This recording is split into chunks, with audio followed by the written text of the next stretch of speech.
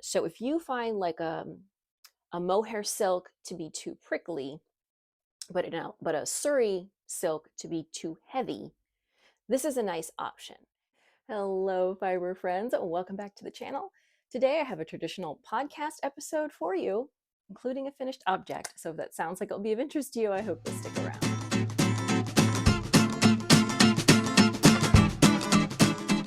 Hello, knitting friends. Welcome back to the channel. I'm your host, Kristen, and today we have just a regular old podcast episode for you. So finished objects, whips, acquisitions, all that good stuff. We are going to kick things right off with finished objects because that is what I am wearing. And also, it's very warm and I'm not sure that I'm going to be able to wear it the whole time. So I finished my Eun sweater. So I will put just a little bit of like B-roll in here so you can actually see the whole thing. But I finally have a finished sweater for the season. I don't have a whole lot to say about this because I really didn't make like a lot of adjustments or anything. I really just wanted a slightly step above basic pullover that I could easily throw on over pretty much anything, and that is what I've got. All right, so I knit the size 3, which is supposed to have a finished bust circumference of 48.5 inches. I didn't really even measure. I just, blocked it out till it looked nice because it's supposed to be oversized. So it's supposed to have 10 or more, I think it's like 10 to 12 inches of positive ease. So this gives it about 12 inches of positive ease for me, and it is definitely nice and oversized. The yarn I used for this was Valley Yarns Beckett in this lovely teal shade. So it's just number 12, dark teal. This is a hefty yarn. So the recommended gauge for this is 4 stitches to the inch. And it is a 50% alpaca, 50% wool blend. So this is a pretty hefty sweater. It is cool here now, but by cool, I mean in the mid 50s. It's not like in the 30s today or anything. So this is definitely, I have not worn this yet in real life. And today's not really the day for it. So we'll see how long I can keep it on. So this is pretty soft, a little prickly, here around the neck. It does have a nice folded over collar. I don't think I made any changes to the collar. It may have said to knit it and sew it down, and if it did, I did not do that. I did like a 3-needle bind off, which is what I always do with folded collars. The other thing I did is I did do the 2x2 rib Italian bind off, if we can get this to focus. And it looks nice. It does not look as nice as it does on a 1x1 rib. And I think on the first sleeve, I did like the 2 setup rounds to create the more tubular edge. And then on the second sleeve, I couldn't remember if I did that or not, and I didn't. So it does look nicer on this sleeve. So I got the instructions for that from Brooklyn Tweed. I definitely did not do it on the hem. It's just too much, and nobody's seeing the bottom of the sweater. So, but it does look nice on the sleeves. So sleeves are nice and big and cozy. I got a good length, so they hit right at the wrist. I do have trouble sometimes nailing the right length for my sleeves so that they're not doing weird things when I'm moving my arms around, but this is a good length. So this is nice and cozy. I didn't have any troubles with the yarn. It is definitely not maybe a yarn I would use for something where I want a lot of definition. It is a little bit fuzzy, but it looks great here with this almost entirely stockinette sweater. So one whole sweater done. And again, this one is the Eun Sweater by, I want to say, November Knits, and I'll put a link in the description box in case you're looking for just a basic pullover this is great. Lots of ease, nice and cozy. These folded collars sometimes do get stretched out after a while. You can run like a thread of elastic through that if it does become a problem. As I said, I really haven't even worn this yet, so I don't know if it will become a problem, but that is always an option for that. So, woohoo! A finished cozy sweater. I love this color. I did end up with about a ball and a half left. So let's see, this is 141 yards. And I definitely bought, according to the pattern guidance. So I did end up with a little bit left over. Maybe I can turn it into a hat or something. We shall see. As I said, I didn't really check the final measurements, but I did knit everything to the pattern specifications, all the lengths. So not sure why we have a fair bit left over, but of course I'd rather have leftover than run out.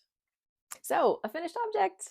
All right, so other than this, I have plenty of whips, including several I didn't have last time somehow. So let's talk about one that I did have last time, and that is my Calm Down cardigan, which now has a sleeve. So I got a whole sleeve on this project. Sleeves were relatively easy. This is sort of a set-in, it's a weird design because it's very oversized, but it also does have a set-in sleeve. But you can see, again, this is the sweater where my armholes ended up too long, and then I sewed them back up to the correct length. So this is the correct armhole, and you can see it is very big. Of course, this is unblocked. And I did try this on. So I think the sleeve looks a little bit short, but I think it's just because the armhole is so long that it doesn't need to be as long as a normal sleeve because we're starting from a lower point. So instructions are very clear on this. Very nice, neat sleeve cap shaping. Let's see if we can like kind of show that off a little bit here. So this ribbing from the saddle runs all the way down the arm. And then we just have a nice, a little bit of a longer cuff, which I like. And then a nice Italian bind off on that. Of course, this is done a 1x1 rib, so that bind off looks much nicer. So I think I'm in good shape for this. I've got obviously another sleeve, and then I have all of the double knit button band, which goes, it's all in one piece. So up around the back neck and then down the opposite side. I expect that to be tedious, but fine. And I still have 2 full balls of the yarn plus what looks like most of a third ball. So I don't expect to have a problem with the yarn or running out of said yarn. So I'm using Knit Picks City Tweed DK in the colorway Blue Blood. I do not know if this is still available. This is some yarn I've had in my stash probably for years. I think the City Tweed Aran has been discontinued. I'm not sure about the DK, and I don't know about this color, but this is a lovely yarn. It is actually I haven't used the DK as much, but I did use the Aran quite a few times and really liked it. So it's 55% merino wool, 25% alpaca, and 20% Donegal tweed. And this is nice and soft. So I think we're in good shape. And yeah, sleeves, are just a little bit more, and they're just, after you finish the shaping, it's just knitting in lots of stockinette and tapering your arm down. I think the only change I made here was there are some decreases that continue into the ribbing. And the instruction said to, just continue what you usually do on a sleeve, which is like knit 1, knit 2 together, knit to last 3 stitches, slip, slip, knit, knit 1. If you do that, you end up disrupting the rib pattern, which isn't that big of a deal under your arm, but it sort of seems silly. So I just worked a double decrease, a centered double decrease for the ribbing. So it would remain in rib. Again, nobody's really going to see it, but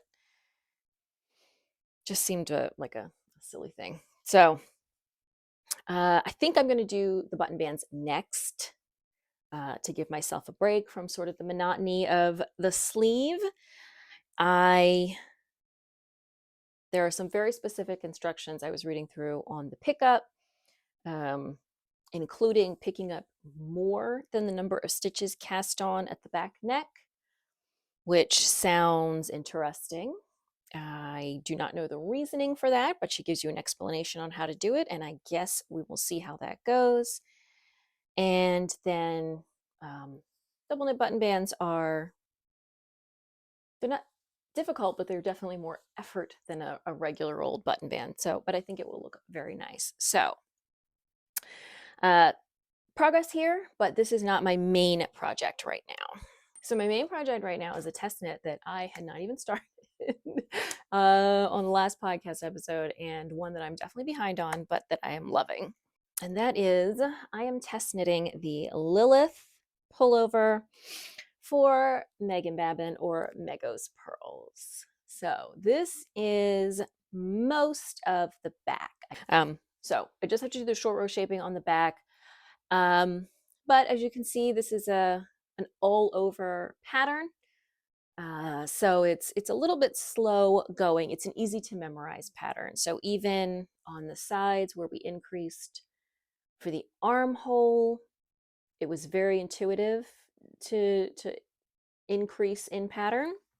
She does provide a little chart showing the increases in the pattern, but if your row gauge is off, you will not be starting your increases on the same row. So it won't really work for you, which was fine for me. It was easy enough to just figure out. And again, easy to memorize pattern. So despite that it looking very busy, has been easy to keep up with, but it's got like cable crosses, and so it is a little slow. But I love it. I love the patterning. And I really love this yarn combo that I came up with. So I signed up for the test, and it does call for a fingering weight held with a lace weight fuzzy yarn. And I didn't want to spend a lot of money. And those lace weight fuzzy yarns tend to be a little pricier. So this will be a little bit getting into acquisitions real quick. But so I ended up being able to combine a relatively inexpensive yarn with something I had in stash mostly. So I picked up this Knitting for Olive merino. This is the purple artichoke colorway. Lovely. And found 5 balls of Amano Yarns Uma in the colorway Forbidden City in my stash, which is almost enough. I ended up having to buy just 1 more ball of this instead of 5. So that reduced my price quite a bit. Let's look at a ball that actually has a label. I don't remember where I got this. This, in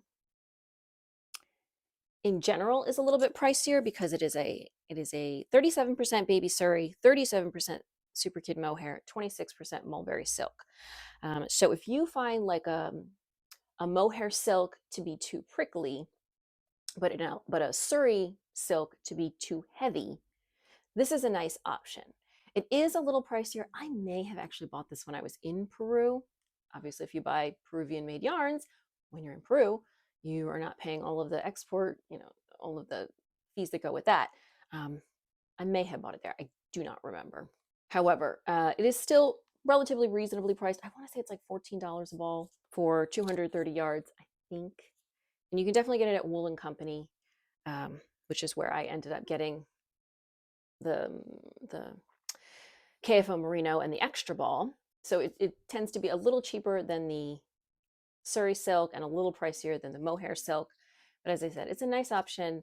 It's kind of a nice in between those two in terms of weight and softness. So as you can see, they're not an exact color match. This one is a little bit warmer, but they work really well together. And I am really happy with how they are knitting up. So we are getting, some nice halo. It's very soft, but we're still getting plenty of definition for the patterning. So I should be further ahead in this. This is due sooner than I would like. I want to say in about 3 weeks. So I'm a little bit behind, but as I said, I'm almost on the back. The front has a nice deep V, so that's going to take out some work. Um, this has the same construction as the last pattern that I tested for Megan, which gives it lots of nice structure, but is slow. It does have to be seamed. Um, so I knew that getting into it, but I just love this design and I love the silhouette of the sweater. So she's gonna be releasing this pattern in December, presumably after the test knit has wrapped up. And I think you will love it, but obviously I will have much more to show you, hopefully, when it is released. So unfortunately we are losing the light, but it is Tuesday of Thanksgiving week, and I've got like 20 people coming to my house for dinner Thursday. So this is like the last chance I have to do this podcast. So we're just gonna have to make do. And the other whip that I've mostly been working on is my Christmas sweater. So I have not gotten super far, unfortunately, but it is going pretty smoothly for what I do have. So is I do have my little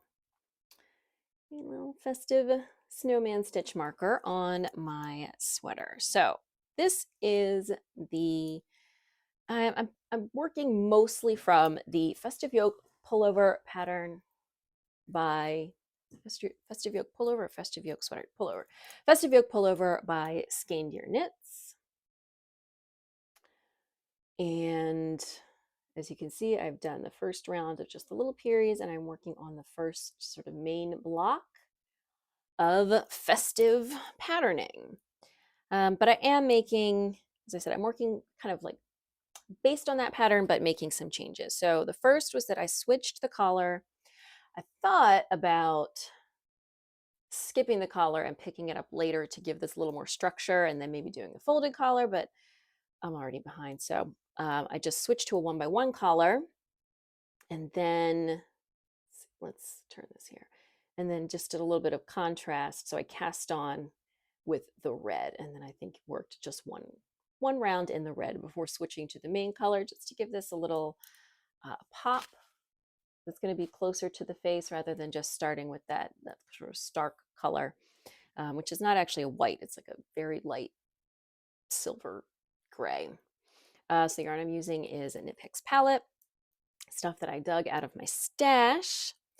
So she calls this a festive yoke pullover. She actually has the main sample. It's actually all over colorwork, and I really haven't decided yet whether I'm just going to do the yoke or I'm going to do the whole sweater or I'm going to do something in between, but that's where I'm leaning.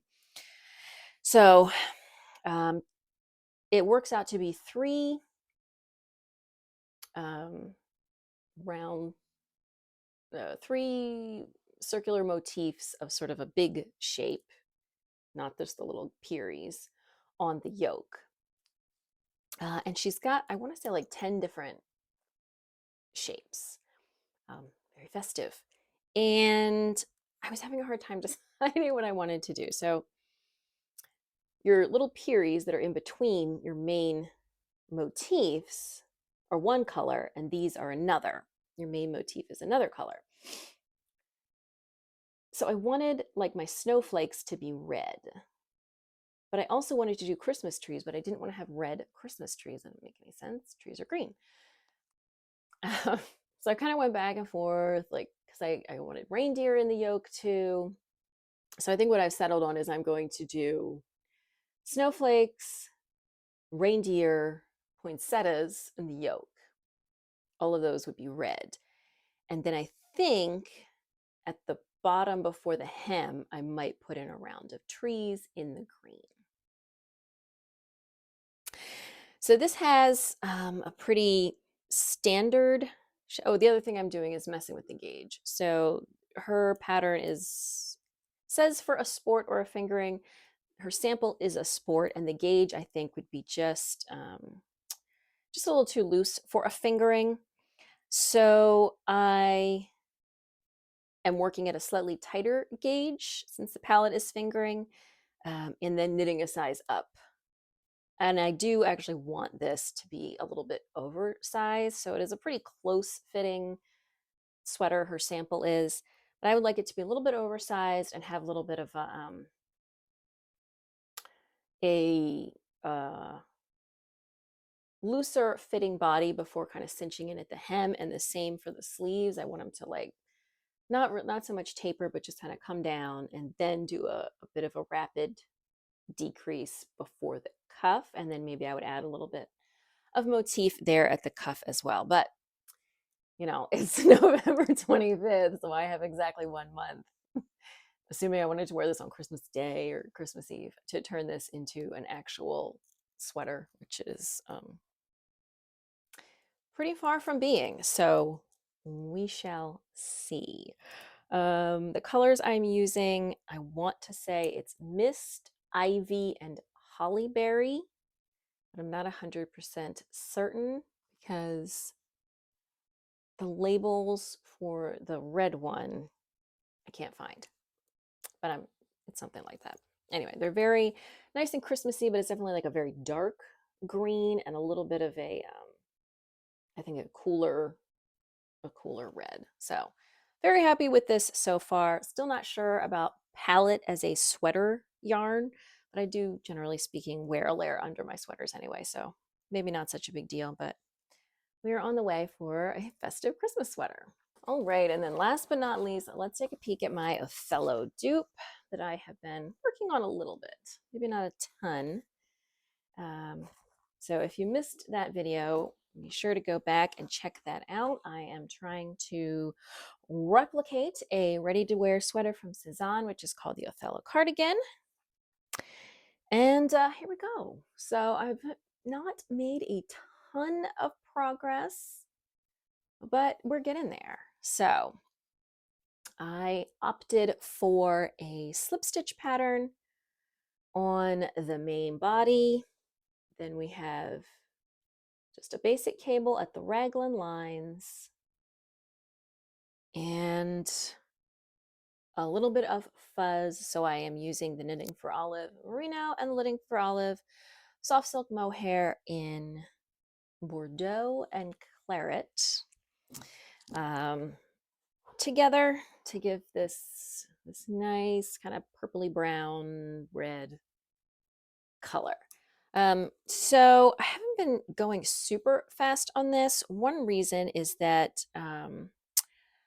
I decided I wanted to try a compound raglan construction for this, which I haven't really done before. So I spent a lot of time working out math to figure that out too.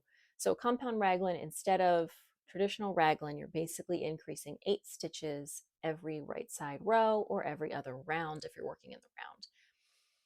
And a compound raglan, you are changing that rate of increase. So your body width, if we're starting up here, your body width expands much more quickly than the width of your shoulder here. So instead of increasing in all the parts, you are increasing more rapidly for the front and back than you are for the sleeves. And then at some point you switch, start increasing a little bit more slowly for the front and back and more quickly for the sleeves. And so that is what I spent some time playing with to figure out the right increase every right side row here and every other right side row here, and then switch it here and then switch it again, and then also get the correct number of rows for the yoke depth that I want. And then I also did short row shaping to drop the front neck a little bit. So this first part is really the hardest part, and figuring out the math, since I'm obviously not using a pattern, made that a little bit slower. But now we're going again. I've got a lot of projects on the needles, but this is underway, and so far I am very happy with it. I don't know. Let's see how my yarn usage is looking. All right, so here are my 2 balls of yarn. Maybe I've used half, maybe not even, maybe a third of each one for this much fabric. So I don't know. It's going. I know that the slip stitch pattern is using a little bit more yarn.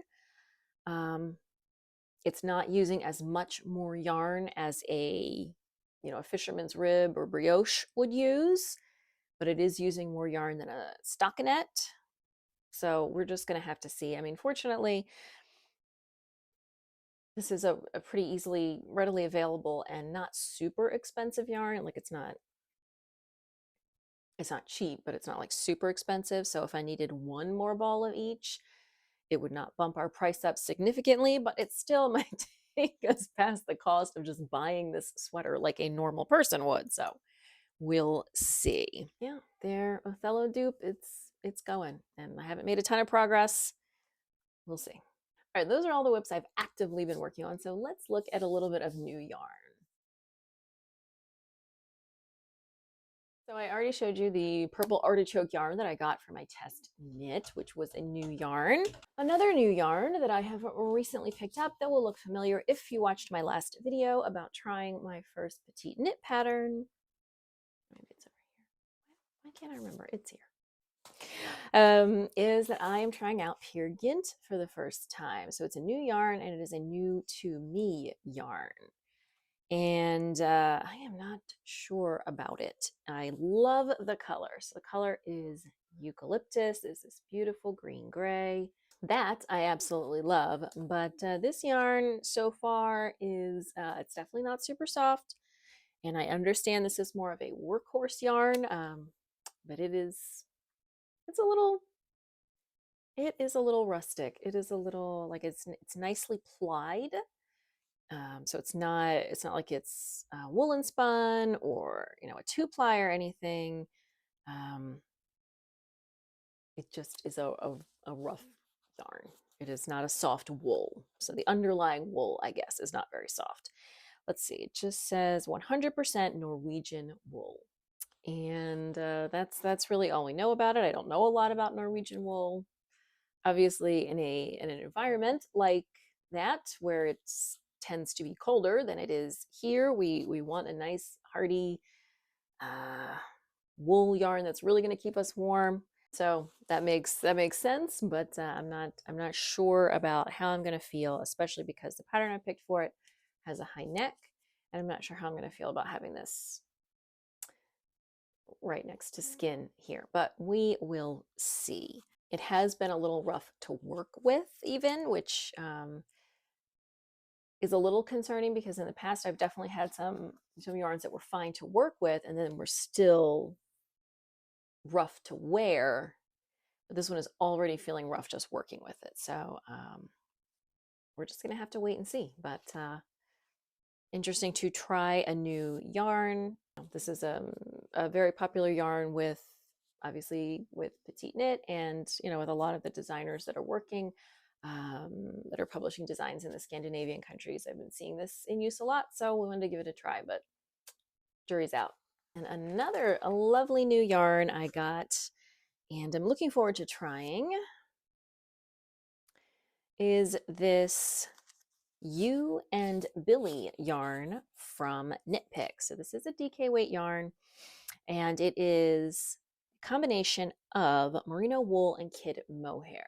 So kind of like holding your wool and your silk mohair together, but not. They're already together, which they're being spun together. So I'm hoping that will maybe reduce a little bit the kind of prickly factor we sometimes get from the mohair. So I got, I want to say 4 skeins of this in this colorway called Mountain Air, which is just a sort of, it's coming in a little warmer on screen. It's more of a cool silvery gray, slightly purpley looking. A little bit better when we pull it back here.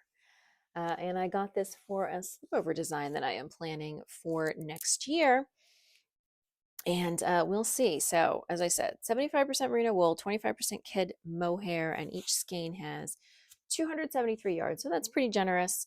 And this is one of their newer yarns, so I have not had the chance to try it yet. And I am looking forward to giving it, I haven't even wound it up yet, as I said, this is going to be for something next year, and I need to be focused on stuff for this year right now.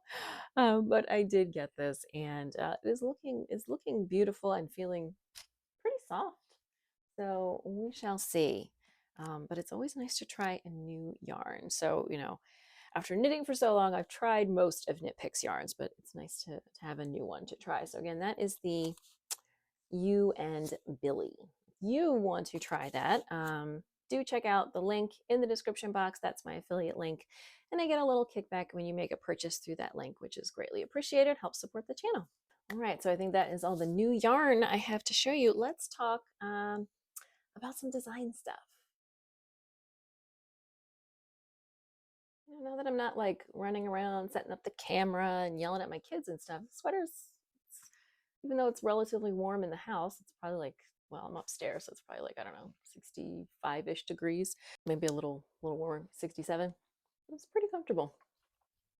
I like it. I love having a big oversized sweater. So designing stuff. In the last podcast, I had showed you a sort of prototype for a hat, and that needed some adjustments before I could make it into a pattern. But now I have finished the first official sample of this nameless hat. So the official sample here is knit in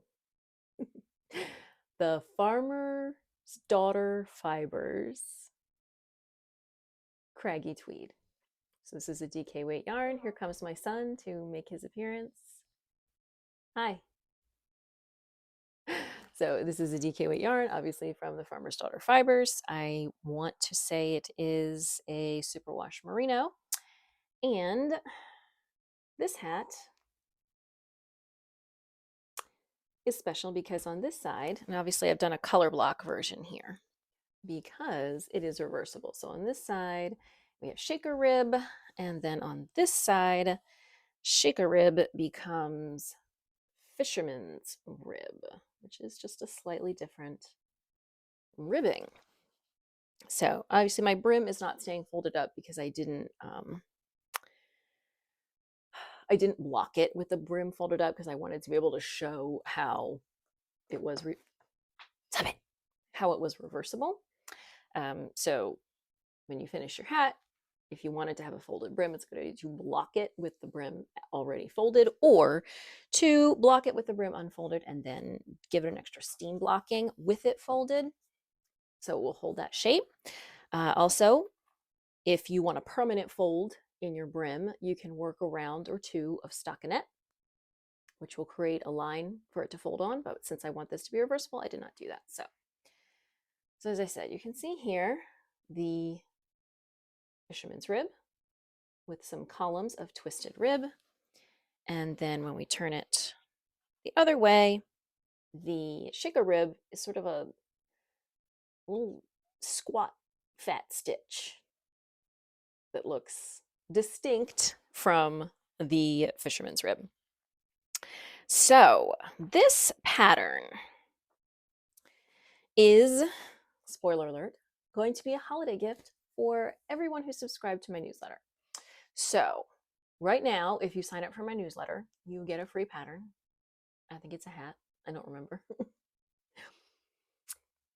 And then in December, you would also get this free pattern. In 2026, this will become the official free pattern you get for signing up. It will be the only way to get this pattern.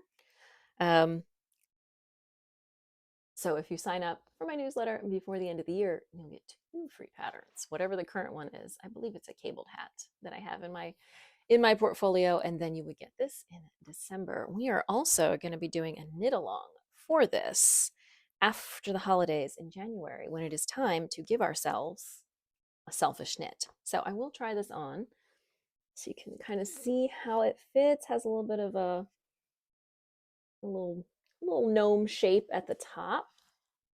This one is a little bigger. So this is the medium size. I'll show you in a second. I'm working on the second sample, which is a little bit of a smaller size. So this has a little bit more of an oversized fit, so it wouldn't like smush my hair so much. I could probably, give this to my husband if I wanted. So there we are with the shaker rib side out. And there we have the fisherman's rib side out. So obviously I, purposefully knit this to have a little bit of a pointy no-me top. You don't have to do it that way. I just think it looks cute.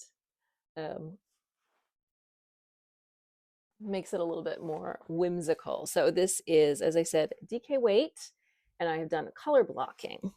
But I am working on a second sample, which I am doing with a fingering weight yarn held double. This is a skein of yarn I got from Cozy Posy Yarn Co. A couple of years ago. I did her advent calendar, and this was the main skein that you got in the end to go with all the minis. This colorway is called Darkest. It's getting a little blown out. This is a lovely blue and brown, and I love blue and brown together. Just love them. So I did the first sample with the color blocking. I wanted to do a marled version for the second sample, and I was like trying to figure out like what can I hold with this, and then I was like I can just hold it with itself, and it's looking lovely. So that, you don't need to see my face. This is what that is doing so far. There we go. A nice marl, the blue and brown. I love them together. I am doing the tubular cast on for this. Just makes such a nice neat edge, especially when you're going to do a folded brim. And this one I'm making in the slightly smaller size. So this is going to be a little bit closer fitting. And that marling, I think, just really looks lovely. So I am working on that sample. Because this is going to be a free pattern and we're going to do a knit along, I'm not getting testers for this. It's obviously definitely going to be tech edited, but it just doesn't make a whole lot of sense to ask people to test a pattern that they're going to get for free like a month later. But you will be seeing this soon if you are a newsletter subscriber. So I definitely encourage you to tap the link in my bio, and we'll have a little selfish hat knit along in the new year. And then I got one more little design thing I am working on. I'm just going to give you a little sneak peek. I'm not going to really go into details. I'm just going to give you a peek.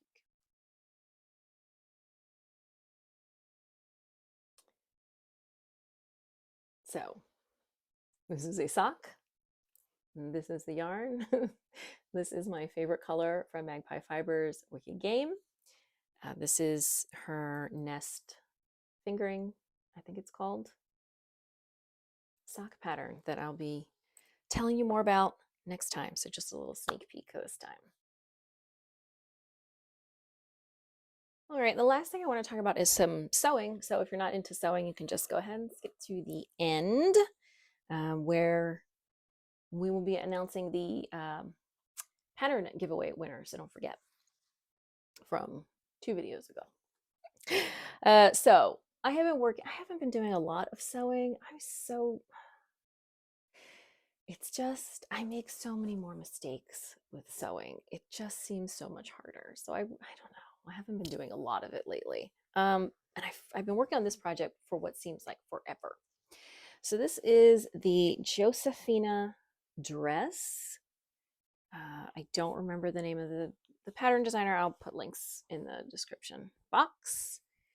And I'm really close. So I've got, there was so much trying to create bias binding with this. So you need to make bias strips for these neckties. You need to make bias strips for the waist tie. I just used pre-made bias tape for the inside because trying to get this fabric, which is, I don't use a lot of synthetics, but that's what it is, because I wanted something like really drapey. Trying to get synthetic fabrics to press is like impossible. There was just so much like pressing and trying to make different tapes and ties and things that I feel like I've been doing this forever. So it's getting close. I've got the neck ruffle is attached. The arm ruffle is attached. All of the bias binding for the neck and the armholes is attached. The the front band, or I guess button placket, it's sewn in place. It doesn't have buttonholes or buttons yet. The pockets are in. I'm this has like a couple of options, and for some reason I did the wrong option on the pocket. Like I wanted to do the French seam pockets and I wasn't paying attention, and I just ended up doing like the zigzag, overlock stitch pocket, which it's fine. It's fine. But I did mean to do the other pocket, and I don't know what happened. I wasn't paying close enough attention. But the pockets are in, side seams are done. So which basically means I need to hem the bottom. And let me just show you how.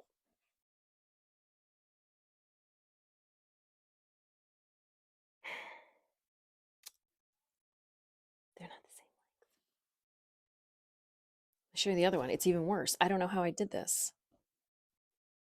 Look at this. What the hell? Why is the back of my dress an inch and a half longer than the front? So I've got to obviously cut the back part, and I need to figure out how to do it evenly. But the last thing really that needs to be done is that she has you create more bias binding and to create a channel for the waist tie. So you would go in here, and I've marked, so here's the opening where the waist tie would come out. And along here, if you can see, I basted, I don't know if you can see it, there's 2 lines of stitches basted here, and that's where the channel is supposed to go. And the channel is basically bias tape that you sew in with the folded edges pressed to the wrong side of the dress, which is going to make a tube through which your tie can go. This is my attempt to make bias tape with the same fabric. It's not folding, it's not pressing. It's there's a little bit that's kind of almost pressed. So basically you would, like this part would be pressed down onto the wrong side of the fabric, and then you would edge stitch on the right side, and then the tie would go in between. But this is not working. This is not pressing itself into bias tape. And I tried like spraying it with starch so the fabric would hold its shape better. That didn't work. Now I have bias tape that I could use, but it's such a different like weight and texture to the fabric. It's okay at the armholes and the neckline where I want some structure, but here at the waist, it's supposed to be sort of drapey, and you have the ties so that you can adjust it and make it, as loose or as close fitting as you want. I feel like if I use the bias tape, it's going to pull down on the fabric at the waist, and it's not going to look good. So I don't know what to do. I was kind of thinking this would be a nice dress for Thanksgiving, which is in 2 days, by the way. And there's not a ton of work left. Like I said, I need to put in the buttonholes, sew on the buttons, hem the bottom. It's really just that creating that waist channel that I don't think is going to work. So yeah, that's the sewing project I've been working on. I don't remember what this fabric is. I got it several years ago. It's definitely something synthetic. I do think it works well for this dress. It's nice and drapey. Um, it's this sort of little leaf print in these very autumnal colors. Would be nice for Thanksgiving. But I don't know what to do about this waist channel thing. I don't know. So that's where my sewing is. That's really all I have been working on in terms of sewing. Wow, my Sojo just has not been with me lately. It just has been, sewing's just been making me frustrated. So we'll see. Maybe after the holiday madness, some more sewing inspiration will return. I don't know. So if you have a suggestion for the waist channel and you are a sewist, please share. If I can figure it out, I'll definitely keep you guys updated. All right, friends, the moment you have all been waiting for. 2 videos back when I did a gift knitting pattern roundup, I announced that I would be giving away one of the patterns for free to someone who left a comment. So here is the person who left a comment. Her lovely comment, you have won a free pattern. So hopefully you are watching this and seeing that you have won. Please reach out to me at this email address and I will send your pattern to you. Generally speaking, it's easiest to do it via Ravelry, but if you have some other preference, some of these patterns are also available presumably on the designer's website or whatever, and so if you prefer that, you can let me know that as well. Thank you to everybody who left a comment on that video, and I hope we'll be doing more giveaways like this in the future. All right, that is everything I have to share with you for today. If you were in the United States, I hope you had a wonderful, lovely Thanksgiving. I hope everyone's holiday season is off to a wonderful start. If you enjoyed this video, please do give it a thumbs up. Don't forget to subscribe. New knitting videos here every Saturday. Next Saturday, I believe, I will be sharing gift ideas for knitters. So whether you are shopping for a knitter or you're a knitter looking for something to put on your wish list, you can check that out next weekend. Thank you again for watching. If you're looking for me on social media, you can find me on Ravelry and Instagram as Amelia Padawana, and I will see you soon in another video.